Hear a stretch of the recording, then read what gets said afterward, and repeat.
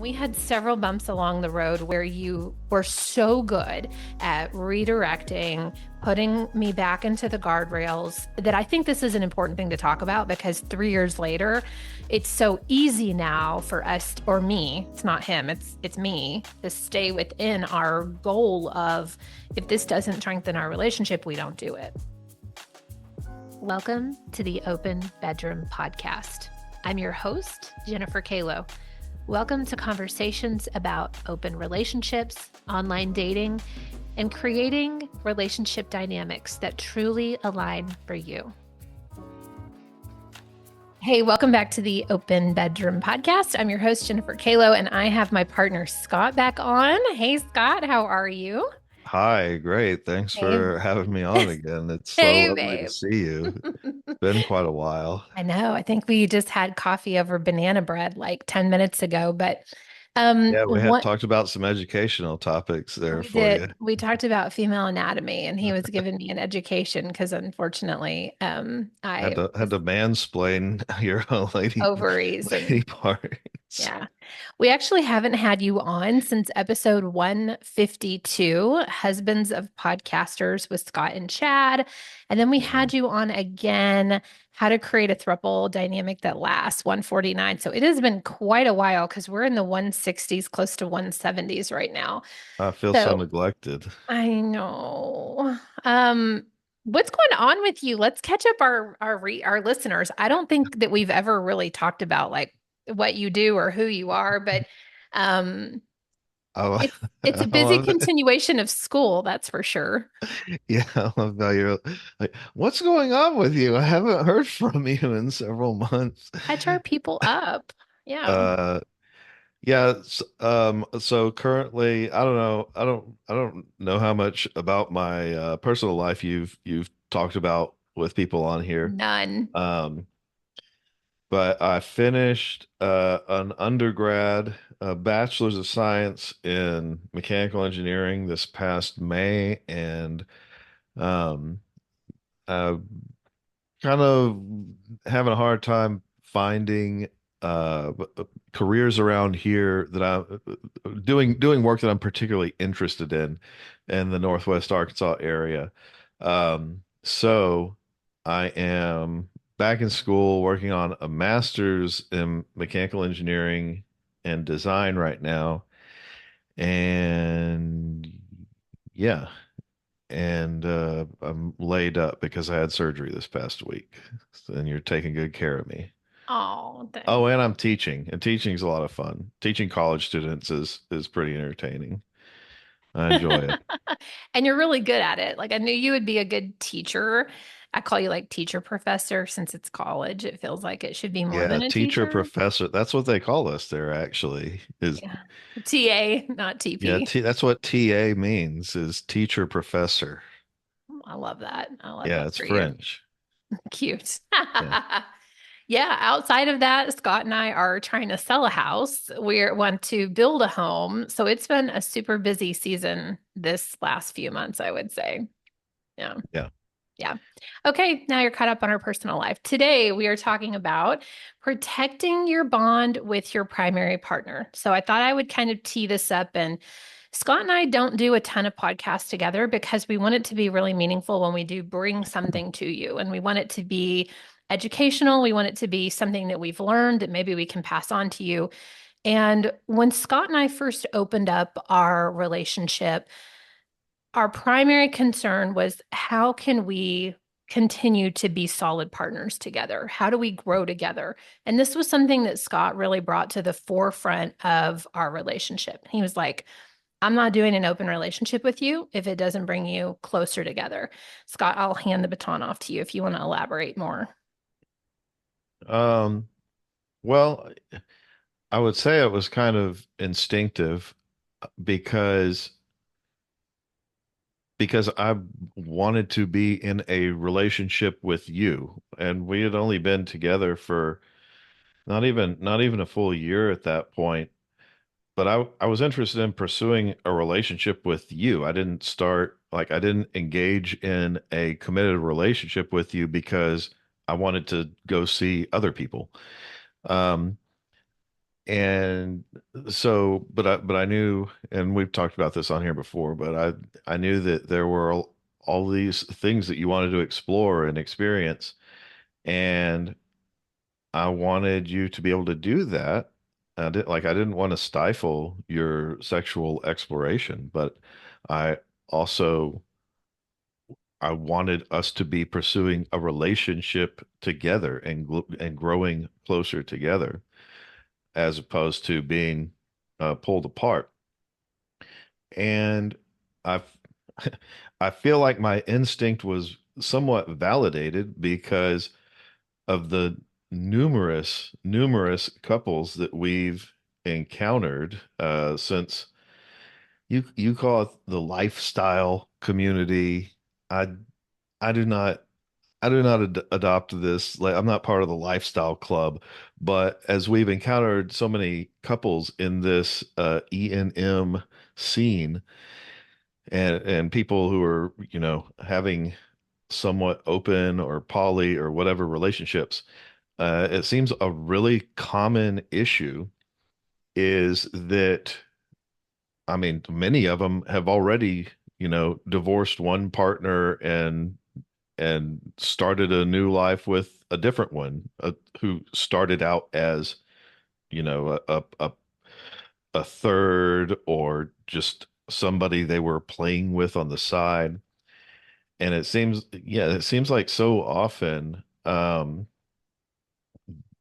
in pursuing these open relationships or poly relationships, the the couple that started out ends up just getting kind of drawn apart, drawn toward other people and away from each other. And I don't I don't want that. I want to avoid that. And so it seemed natural to me that if we're if we're going to be exploring this, if we're going to be exploring anything in our relationship, it should ideally be something that is bringing us closer together, that is helping us understand each other better and have, fun, wonderful experiences together as a bonding practice. I love that. Yeah, I'm just going to reiterate the name of this podcast. It is Protecting Your Bond with Your Partner. And we didn't say nurturing your bond or enhancing your bond. It's fucking protecting it, protecting what you've built. And Scott and I both firmly believe that when you invest time and energy and resources and emotions into a relationship for years, that fucking trumps the new person that you met, 2 weeks ago, right? So I'd love to take us to the beginning of our relationship. Well, I'm sorry, I don't, Go ahead. if it's been a meaningful investment as opposed to just killing time together, but I don't want to derail, go back to, True. all right. Well, I just wanted to kind of like reverse for just a minute and go back and give some examples of how you have helped keep us within the guardrails of the focus of being open is to strengthen our relationship. If it doesn't bring you and I closer together, we're not fucking doing it. That's what Scott has set as our goal and our mission in our relationship if we are going to be open. I remember the very first time this came up, and you and I weren't exclusive yet, but we were about to be. Mm, And we were laying in your bed at your home, and I was about to go to Costa Rica, like mm, a morning or two after I was laying there with you. And I had planned one last hurrah. So what my directive was in our relationship was I was going to completely shut all other relationships down, go to Costa Rica while I was gone. My ex-husband Derek was moving out of our home while I was in Costa Rica. And then I was coming back and I had the week to kind of mentally prepare. My life was about to be drastically different. I would no longer have my husband at my house, and we were getting divorced. And Scott was going to be my primary person after several months of dating. And so he had said to me, Hey, I don't want to be with you if you're constantly looking for new people. And I was like, I want to be with you. I will shut all this down. And so he gave me this grace period of, look, if you've already had things on the calendar or that's fine, do the things and then shut the things down with the people. So I did that respectfully and kindly, consciously uncoupling from these people I was dating. And so I had one last thing on the calendar.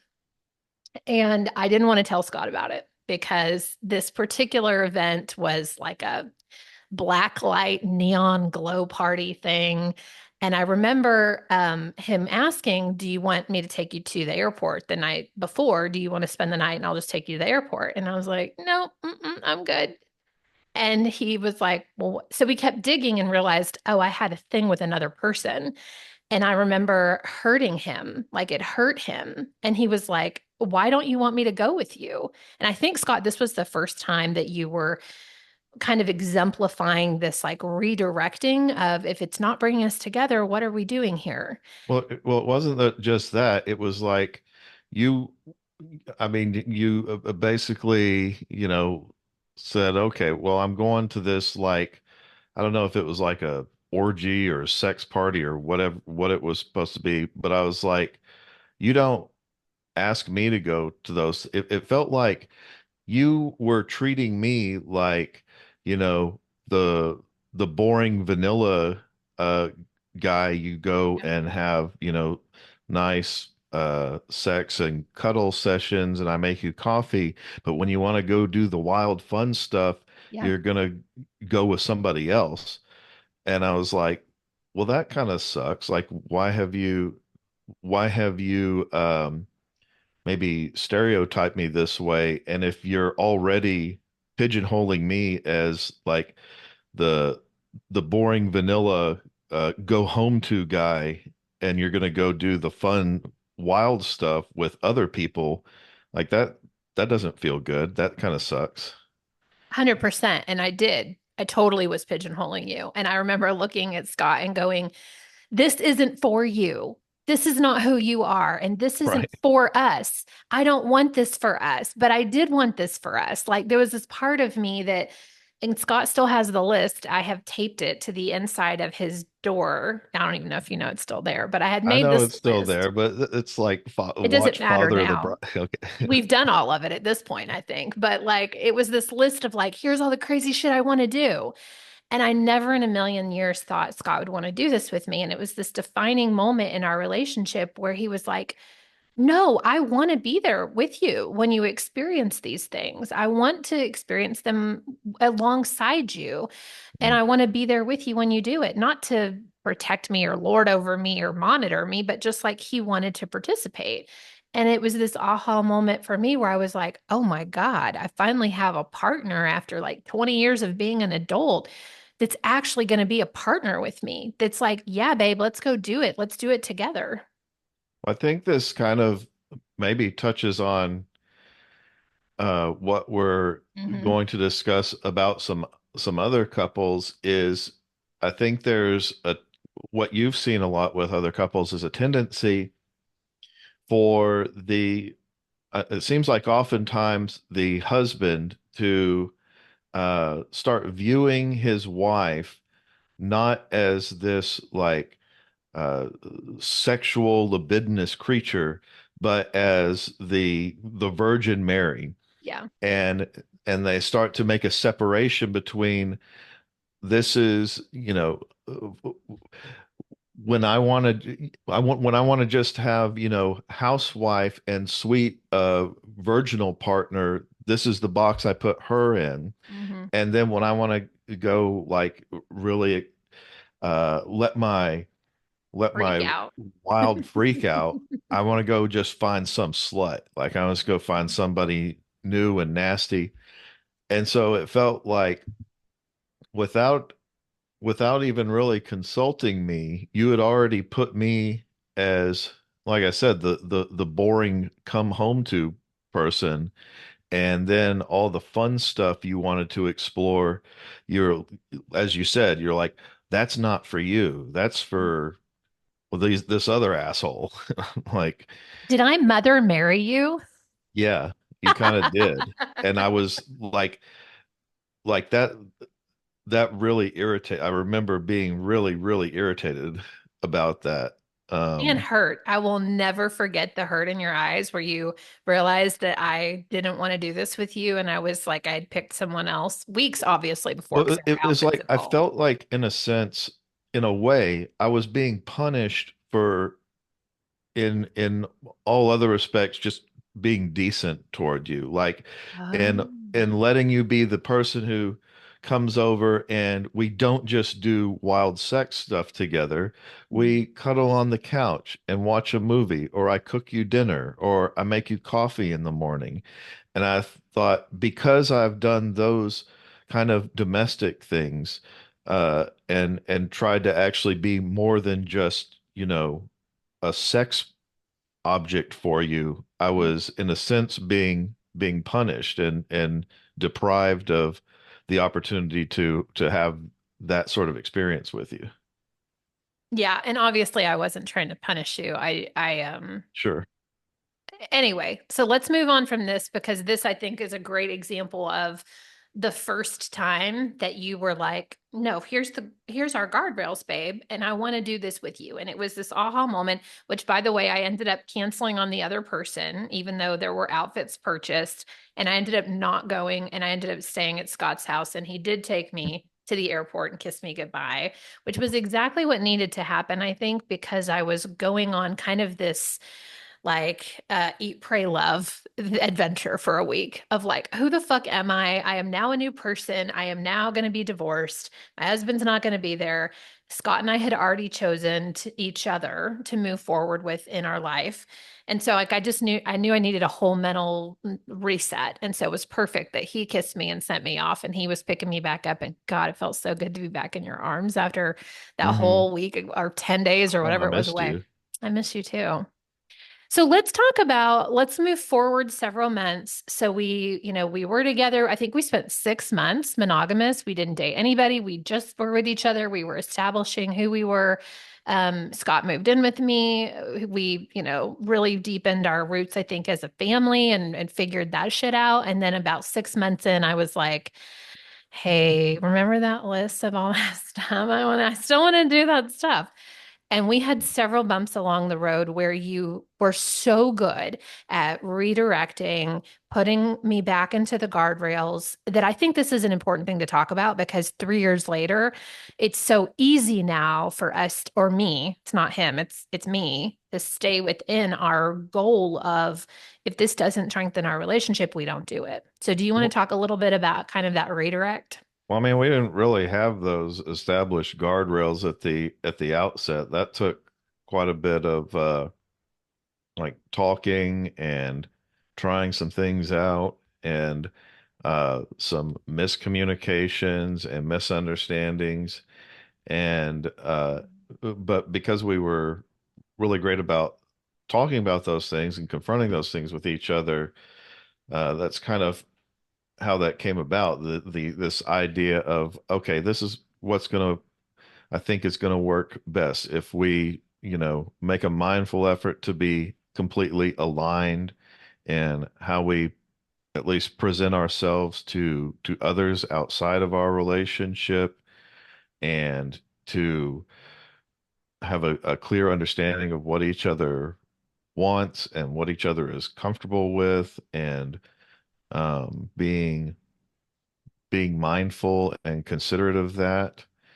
Um, yeah, so yeah, it wasn't like either of us had a list of rules right at the outset. Like part of Mm-mm. it was, um, when the opportunity presented itself for me to go pay a visit to an ex that wanted to reconnect.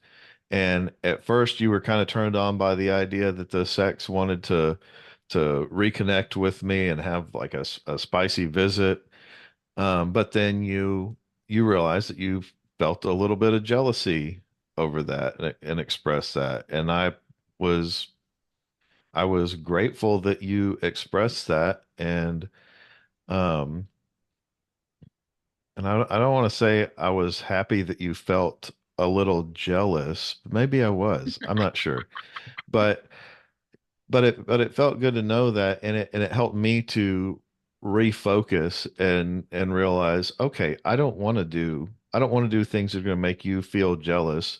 And there was also a lot of talk about, oh, well, this is how we grow. We do these things that are uncomfortable because that makes us grow. And I was like, I don't I'm not interested. And to each their own. I know everybody's got their own prerogatives in this, but from my perspective, I was like, I don't want to just subject my partner to jealousy and feelings of discomfort and uh, justify it by saying, "Oh, well, this is growth."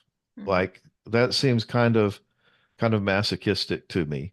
Um, so I didn't want to do. I don't.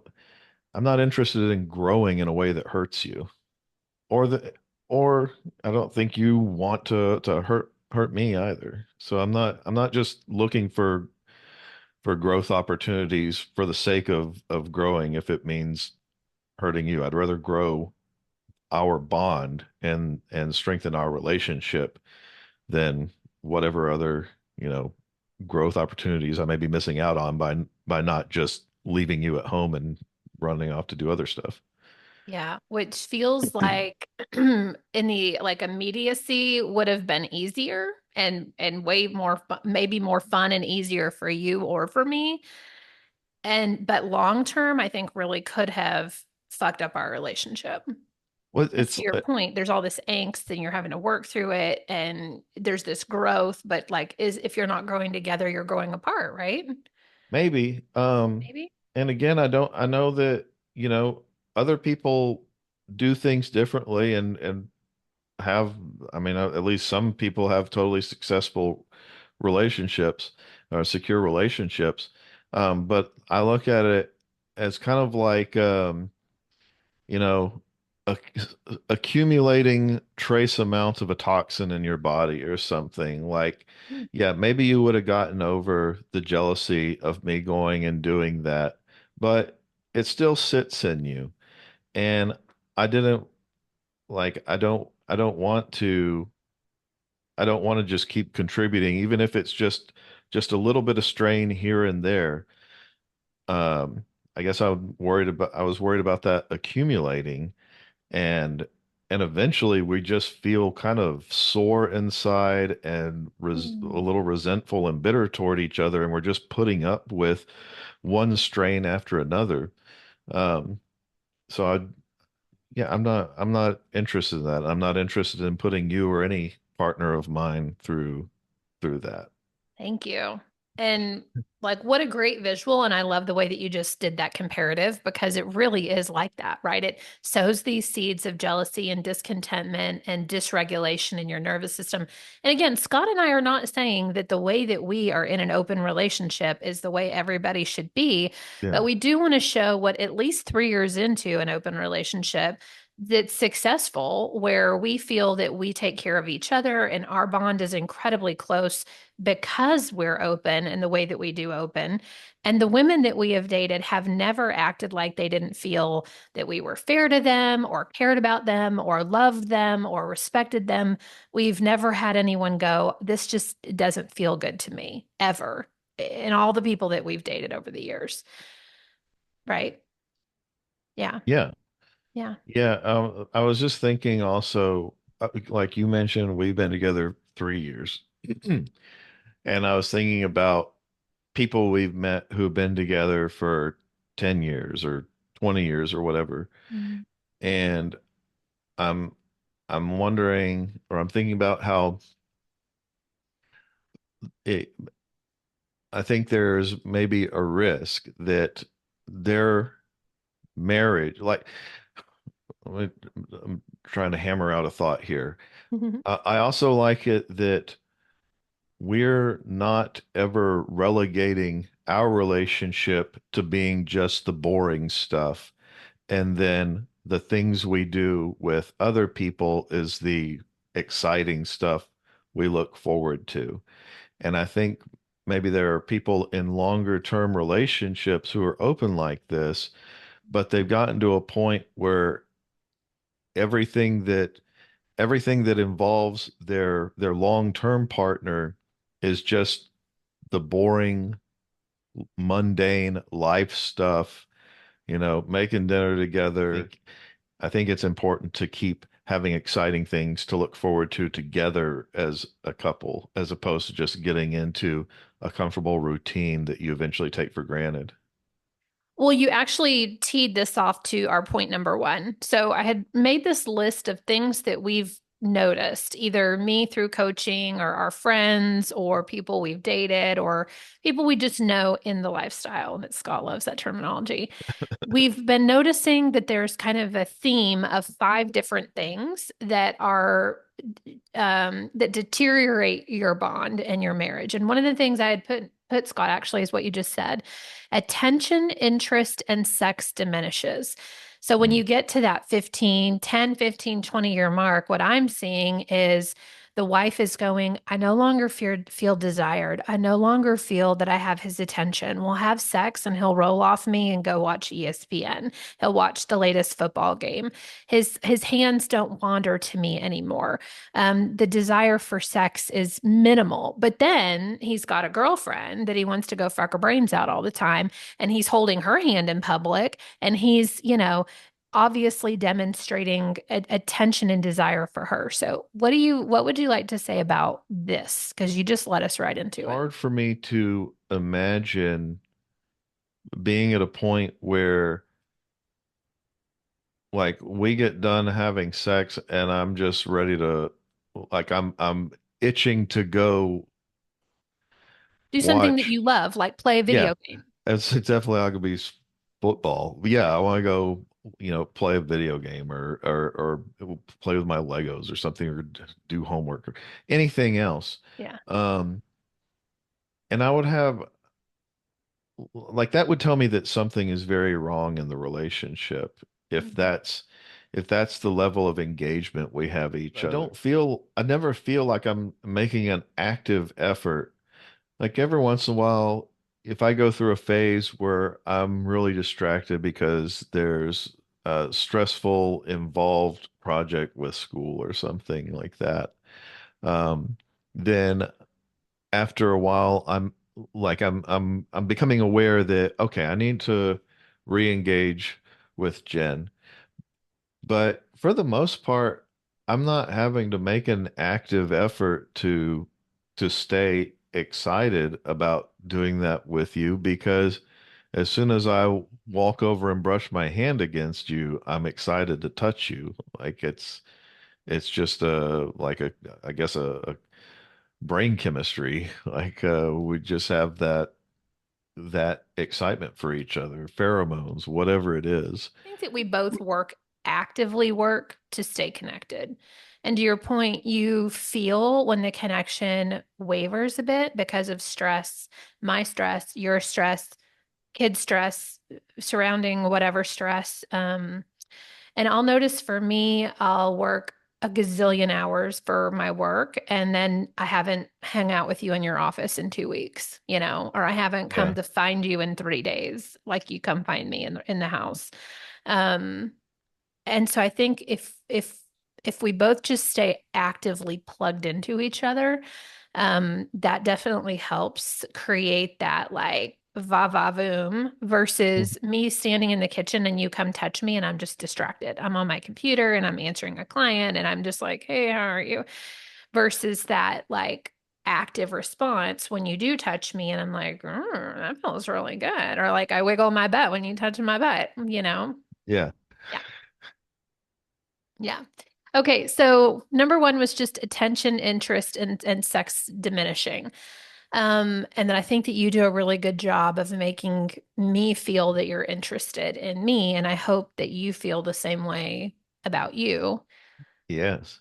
Yeah. Okay. So number two is chasing after something new and exciting, Mm. which I don't think either of us have done. Well, I mean, it's always Maybe. exciting when somebody New. new pops up and they're into you and Mhm. like it's exciting to feel that you are still attractive to Mhm. people other than your partner who you kind of take for granted that you're attracted to, or I think people are prone to taking that for granted. Yeah. So yeah, that new attraction feeling is exciting. It's exciting to learn about a new person, understand, you know, what it is that they find attractive about you. That's gratifying. Um, but I guess as I'm thinking about it, I don't I don't think I've ever been more excited about someone else, seeing someone else than just spending time with you. Um, Well, one question might be when you do feel that zing of like, ooh, someone's into me. You get the right swipe on the dating app and they're like, oh, wow, you and your partner are so hot. You look like a Viking, which he gets all the time. What do you do, I guess, to help keep the bond or the focus of our relationship when you have those things happen? Like you don't take it and run off with her. Like, well, no, I mean I'm always very clear up front that this is something that like we're on here together. We're pursuing or open to dating together as a couple's experience. Um, I'm sorry. I'm sorry. Claire, tell me your question again. you look tired. Are you okay? Yeah, I'm fine. Okay. The question was when you get that zing of someone's attracted to me, how do you keep, I'm doing this to strengthen my relationship with Jen as your North Star? Like, do you take an action after that? And when you're like, you don't go Oh, run off with her. You don't right swipe and go, hey, let's go to the movies on Friday. You and I, let's do that. I'm glad you think I'm hot. Yeah, I'll wear my Viking outfit for you. no, I definitely don't do that.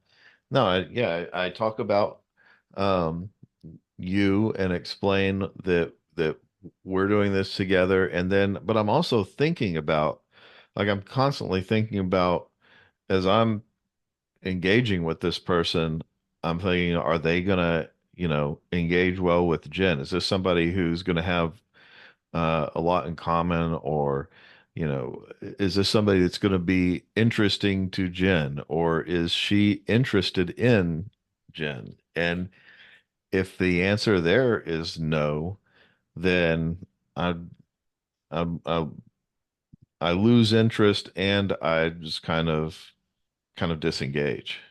Mm. We have. Because that's so much of the draw for me Mm. is seeing somebody that's going to connect well with you as well. Like it's exciting when somebody is as interested in you as they are in me.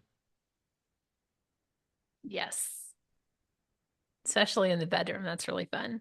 Yes. All cranking on three cylinders, right? Because there's three of us.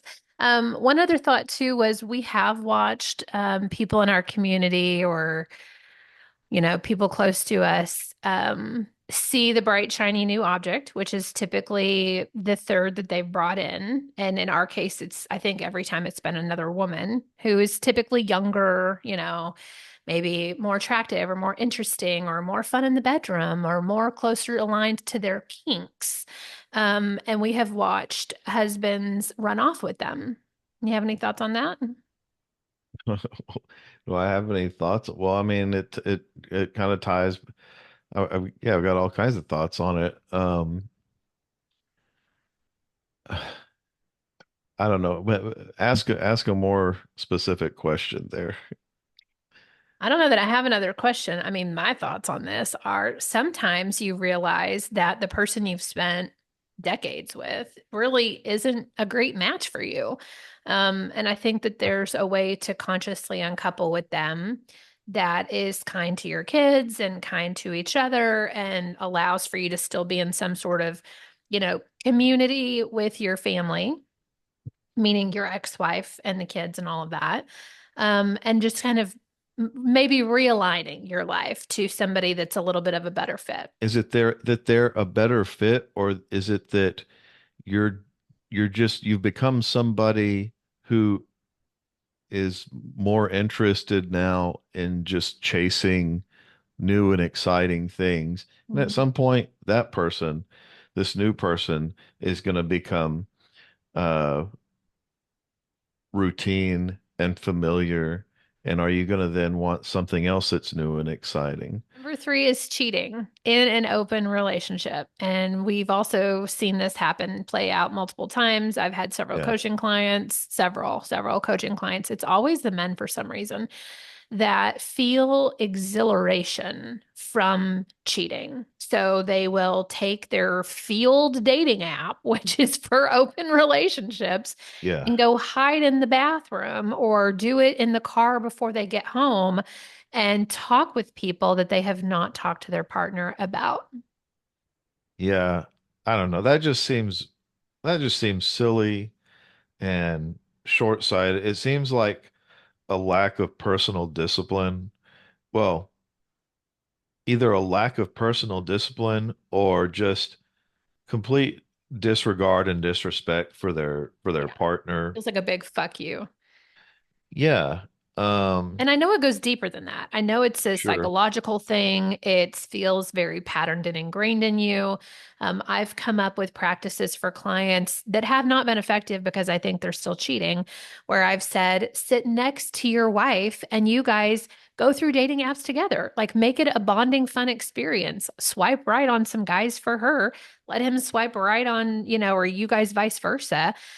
Go through and like talk about each one of the girls or the guys or whoever it is that you're looking at and like have it be a fun thing that you do together and start to kind of repattern yourself that I'm safe in my body when I swipe right on someone. I'm safe to have a conversation with someone.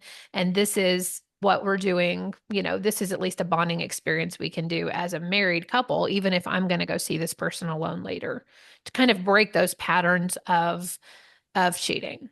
Well, yeah, that's what a responsible, sensible, considerate person would do. But again, I think mostly this is an issue for people with little self-control. They're driven more by that immediate gratification. They're driven by the thrill of, doing something naughty, cheating on their partner. Then they're making the partner the butt of that. Um, and again, it seems totally unnecessary. Maybe it's because I mean, I'm almost sure that at least a portion of the time, it's because the people that they're pursuing and that they're, getting stimulation from are people that they imagine their partner would not approve of or might judge them poorly. Like, why are you attracted to that? Like this person is, X, Y, or Z negative thing. Mhm. They're they're afraid of how their partner's going to see them for desiring that sort of person. Using Right. the husband is the one that's running off here, Well, only because but that's what I keep seeing. I don't see wives getting up and like leaving their husband of 2 decades. yeah, And I think maybe I because think what women are so wired for security, right? So we're like, maybe so. I think what we see a lot more of is husbands that just kind of become a dud, and then the wife is having to look elsewhere to feel really desired and feel mhm, excitement and passion. that is Um, so real. And then they end up with us. oh, all right. Well, Where we're like, man, you should come back this weekend. That was really fun. Damn, we want you. Well, that's so I want to close with this because I feel like I have a giant question mark now at the end of our conversation, a freaking hour into this, where I'm like, okay, if I'm in a relationship that feels fucking boring as hell, and I don't feel like my partner desires me, and I'm having to go find other people to bring into my life to make me feel desired and to make me feel craved and wanted and sexually fulfilled and someone that will fucking do some aftercare with me. Yeah. Like, how do I get that back on track where my partner then becomes what we're talking about, like the primary bond, and it's exciting and it's interesting.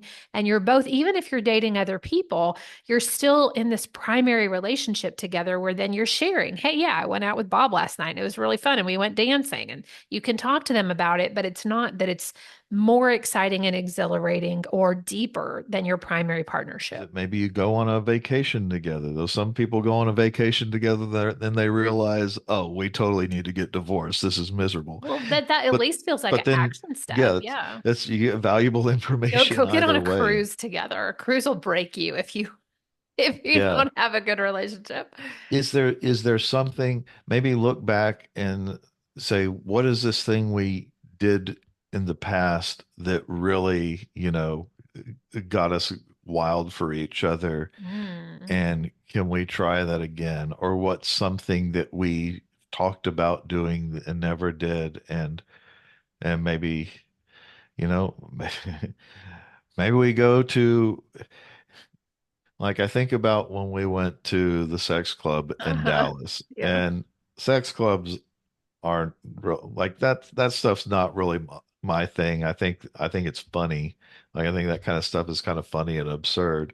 And I dive into it partially just out of a drive for self-abusement, but it's also like it, even though there's all these other people around, it's like there's all these other sexual opportunities. The most exciting thing is just getting really hot on you. Hmm. Like, like we're around all these other people, and it just made me want to put my hands all over you. Yeah, And we like, are exhibitionists, by the way. So we do really well in a sex club. yeah. And Going yeah. down So on you like, in that movie theater room and having everybody watch was like my favorite thing. yeah, like it it was really hot, like uh in a way flaunting how hot we are for each other Yeah. in front of these other people. Um so that, and so I think like that would be an example of, at least for us, something that really kind of Mhm. uh set that fire, threw some fuel on that fire for us. Not that we're, well, we were in kind of a stressful, dampening situation. The circumstances of that visit to Dallas, like, put some uh put some strain on us and stifled us in a way. And then going to that club and just getting all nasty with each other in front of all these other people. I say nasty. I mean, we're just like making out and getting really touchy feely and stuff. And then I went down on you in the movie theater. That was the Anyway, second trip where we had brought yeah. our entourage. Yeah, Um, that was I fun. was like, yeah, that just really turned up the heat. Um, so yeah, something like that. Like, find something that, hopefully there's something still that when you're doing together just drives you wild for each other, and see if that still works. And if it doesn't, if it's just completely dead, like there's nothing that's gonna, Yeah. that fire's totally out, then that sucks. And maybe it's time to move on. Well, that's the last question I want to ask you. So lately, we've kind of been going through this with some conversations with people around us where I'm the one that's Pollyanna, like, oh, you can save it. Just become a throuple. It'll be great. Go live together. And Scott's like, have you asked them the really hard questions? And so I would love it if you would lead us through a few hard questions that you really need to ask yourself about your partner if you even want to still be in the relationship. First, the most basic question that any couple should be able to answer is, why are you doing this? Why are you, being open? What is it that each of you as individuals and as a couple are actually seeking in doing this? What about it is gratifying for you? Is it gratifying to see your partner experiencing something new and exciting, or is it exciting? Is it gratifying because you get to have your ego stroked by somebody else desiring you while you leave your partner at home, and you've come up with some rules that, we're going to be okay with this, and now my partner is committed to those rules, so I don't have to think about her or his feelings anymore because they signed the verbal agreement. um, and also I think it's important to ask, not only what drew you together, what attracted you to each other to begin with, but also to ask, do you still have something that really draws you to each other and really makes you excited, not just in a sexual way, but just as people? Eh, Are you still excited about being connected and and growing or exploring? Are there still aspects of that connection that you enjoy exploring together? Or has it just become something that is dead and routine, and and holds no new discoveries for you with each other? Um, and are you being are you capable of being not only totally honest with your partner, but totally honest with yourself in your motivations? And and if you're not, then why not? Like, what is it you're avoiding? And yeah, I guess that's a whole, well, just self-honesty and self-deception is a whole other topic. But I think you really need to be, anybody in almost any aspect of their life needs to be able to be honest, first and foremost with themselves, and then honest with the people they engage with. And if they can't do that, then they're just setting up all kinds of uh, emotional landmines for any relationship that they're in. Hmm, that's good. Thank you, babe. Thank you. Thank you for being on here with me today. Thanks for inviting me. It's good to see you again after so long. Her, her, her. Always fun to have you on. I love All you. right, baby. I love you. Thank you for listening to the Open Bedroom Podcast. If you enjoyed today's episode, go ahead and give us a like and click subscribe below and stay up to date on all the new episodes that we release. If you have a topic that you'd really like more information on, leave us a comment below and we'll see what we can do. Feel free to share this podcast with all of your friends and especially your partners. This is a great way to open up some amazing conversations. We'll see you next week.